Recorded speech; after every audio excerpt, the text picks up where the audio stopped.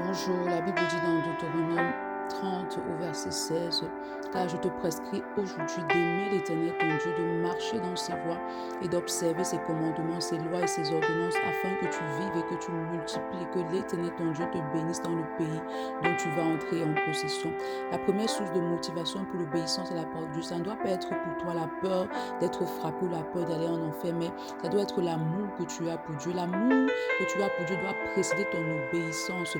Parce que tu as la conscience que si tu désobéis ou que tu tombes dans le péché, alors cela te déconnecte de la présence de Dieu. Et parce que tu aimes Dieu et que tu ne veux pas sortir de sa présence, alors tu demeures dans l'obéissance à sa parole. Donc l'amour doit être la source, la première source de motivation de ton obéissance aux instructions et à la parole de Dieu. Et dès lors que tu marches dans l'obéissance, alors tu vas expérimenter la vie Zoé dans chaque aspect de ton existence et de ta destinée. Tu vas expérimenter la multiplication, c'est-à-dire la prospérité dans tout ce que tu accomplis. N'oublie pas que la parole, l'obéissance, en fait, te permet de vivre pleinement les projets de Dieu pour toi. Et troisièmement, tu vas jouir des fruits de la terre sur laquelle Dieu t'a établi. Mais la première chose, c'est d'abord l'amour. Tu dois d'abord aimer Dieu parce que l'obéissance, en fait, est continuée par l'amour que tu as pour Dieu. Plus tu aimes Dieu, plus tu vas persévérer dans l'obéissance à ses commandements, à ses instructions. L'obéissance ne doit pas, tu ne dois pas obéir parce que tu as peur, mais tu dois obéir d'abord parce que tu aimes le Seigneur.